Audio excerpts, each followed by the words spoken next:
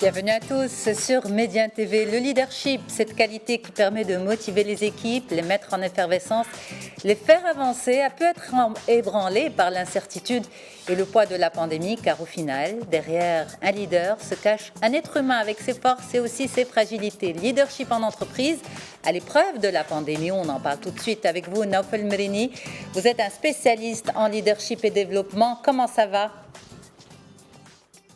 Bonjour Yasmine, ça va super bien, j'espère de même pour vous. C'est toujours un plaisir de discuter de leadership avec vous.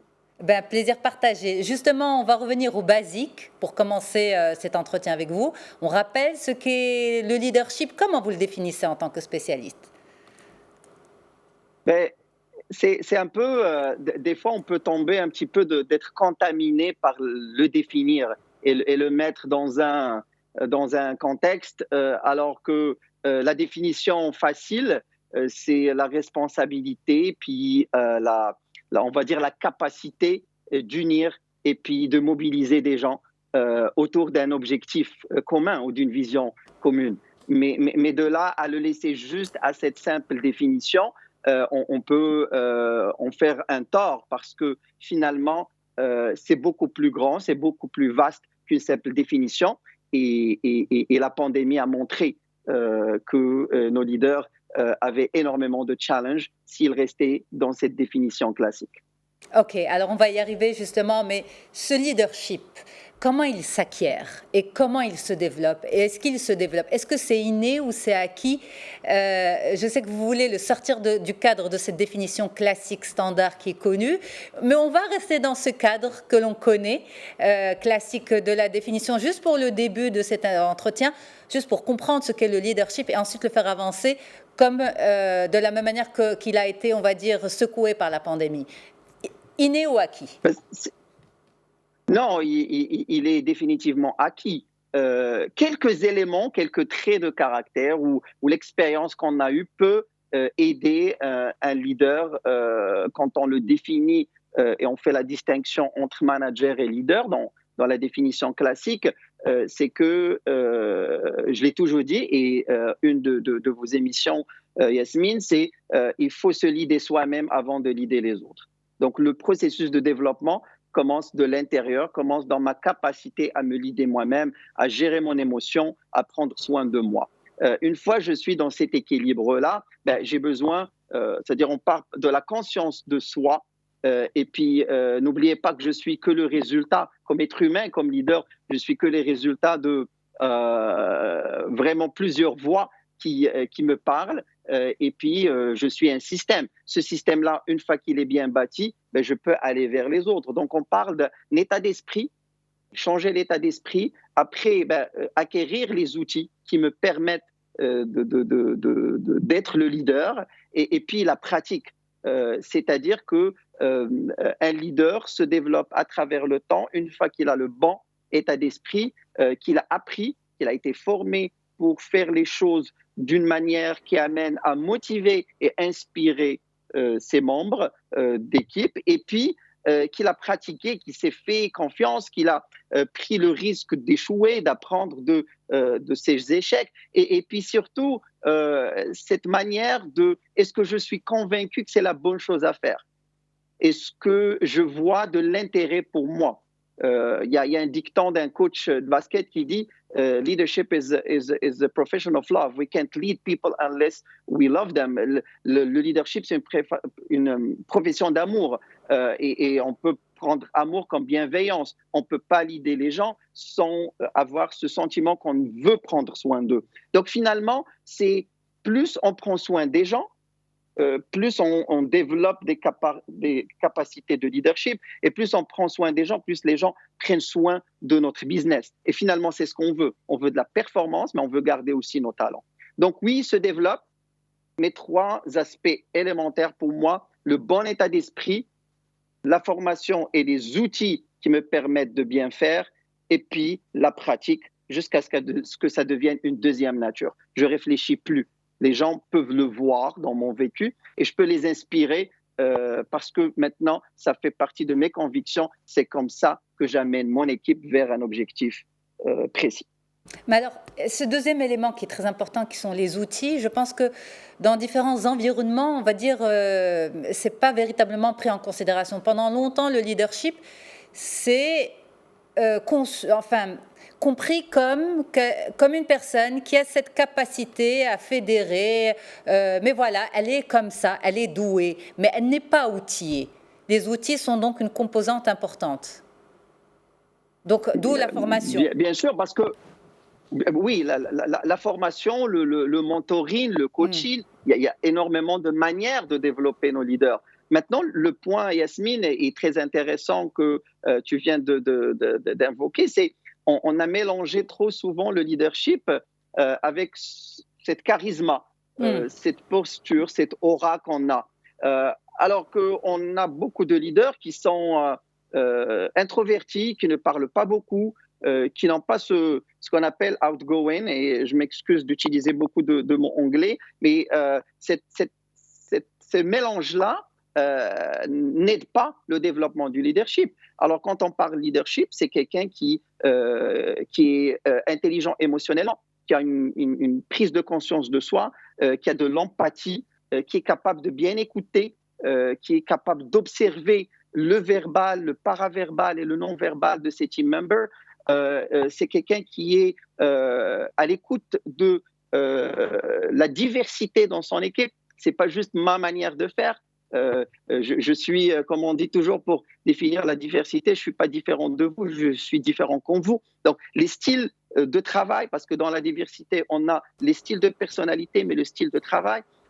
Donc, toutes ces capacités-là, on a besoin d'amener nos leaders à devenir conscients. Donc, il faut qu'on arrête le temps, il faut qu'on les amène avec nous sur le balcon, sur l'hélicoptère, pour qu'ils voient la situation actuelle, les ramener une fois qu'ils ont pris conscience et puis les outiller, c'est-à-dire leur montrer comment avoir une belle écoute, comment se préoccuper de leurs gens, comment montrer de la bienveillance, comment développer la confiance avec ces gens-là qui vous entourent. Parce que la performance, elle est juste le résultat de comment moi, comme membre de cette équipe, je me sens pour vraiment être la meilleure version de moi-même professionnellement.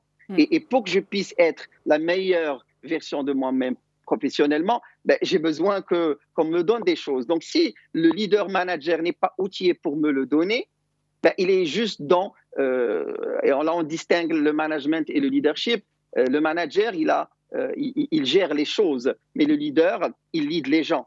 Donc finalement, moi, je ne sens pas cette connexion, je ne sens pas de compte émotionnel avec mon leader, je ne sens pas qu'il me fait confiance, je ne sens pas qu'il m'écoute, même s'il fait régulièrement les rencontres individuelles qui sont les basiques du management. Je sors puis j'ai aucun engagement. Je ne comprends pas pourquoi je fais ce que je fais, la raison, le sens de ce que je fais, comment je contribue. Donc tous ces éléments-là, bien sûr que si on développe nos leaders à les avoir à travers le temps, et qui, s'ils ont la bonne intention et le bon état d'esprit, et ils le font parce que ce qui sort du cœur atteint le cœur. C'est-à-dire qu'il faut qu'on se connecte avec ces gens-là, tout en les gardant responsables de leur performance. On veut pas, quand on parle de leadership, c'est pas tout le monde des accolades, puis on s'aime, puis tout va bien. Non, c'est un processus pour donner le meilleur environnement, mais garder les gens responsables de leur performance. Parce qu'in fine, on veut qu'on continue dans l'excellence de performance.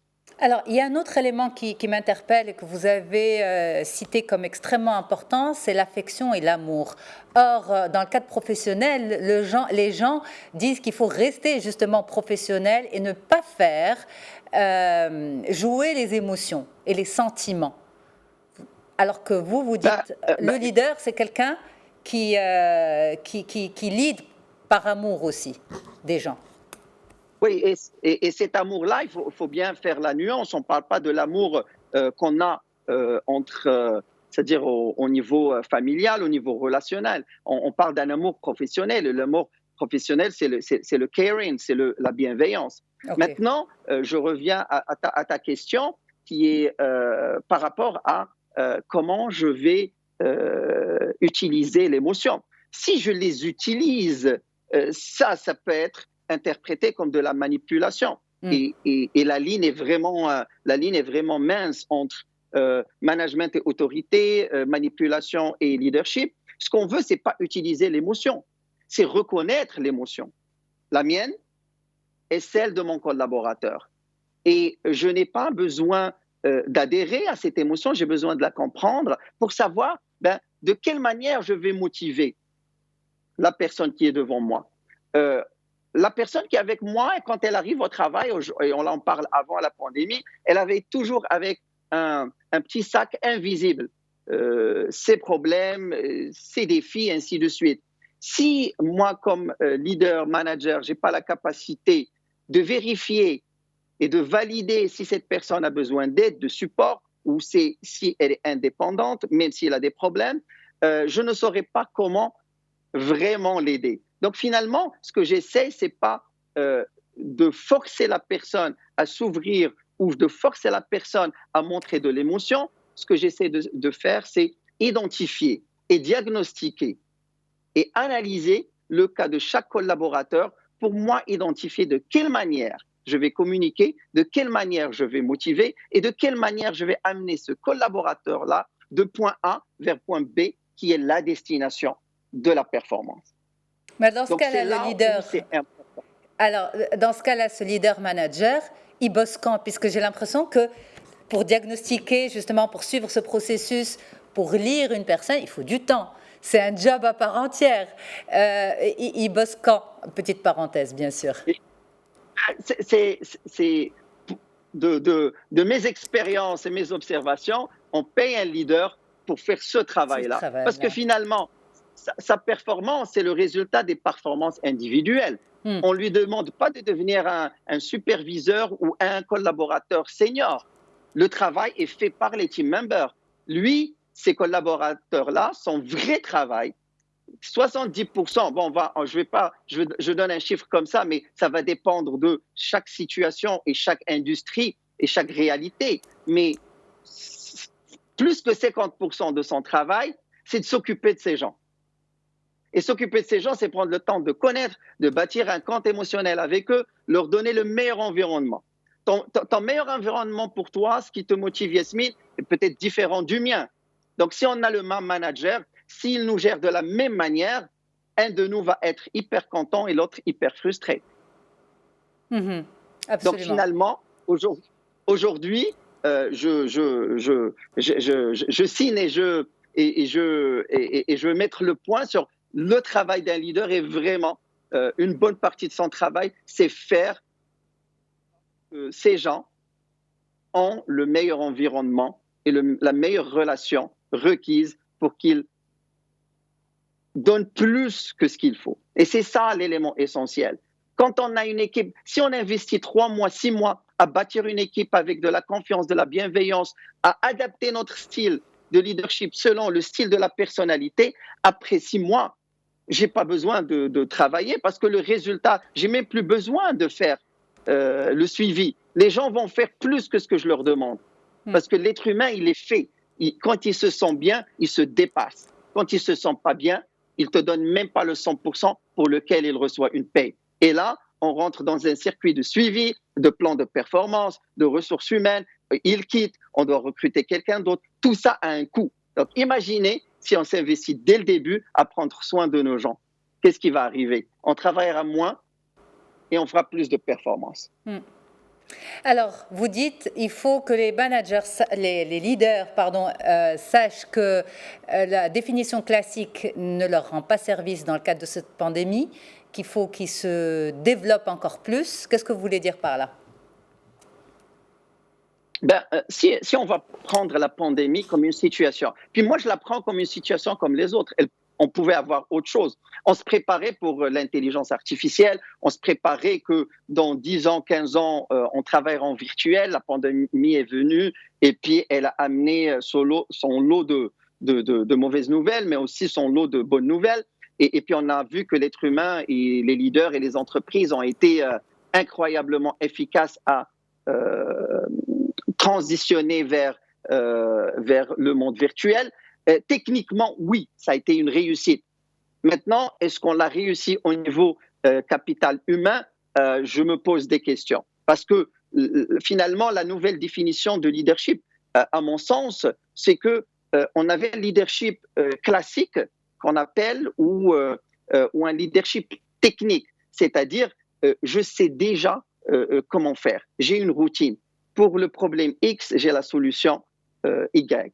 Maintenant, ce qui s'est passé, c'est que on a besoin de développer un leadership adaptatif. C'est quoi ce leadership adaptatif? C'est que quand je n'ai aucune idée comment faire, est-ce que j'ai le bon état d'esprit? Est-ce que j'ai bâti une équipe qui peut devenir agile et résiliente et aller avec moi pour essayer de nouvelles choses, pour maintenir les performances comme ils étaient quand on travaillait ensemble, pour ceux qui ont changé complètement au virtuel, ou pour gérer des personnes, incluant moi-même, qui vivent avec l'impact de la pandémie dans leur quotidien et c'est-à-dire d'une manière quotidienne.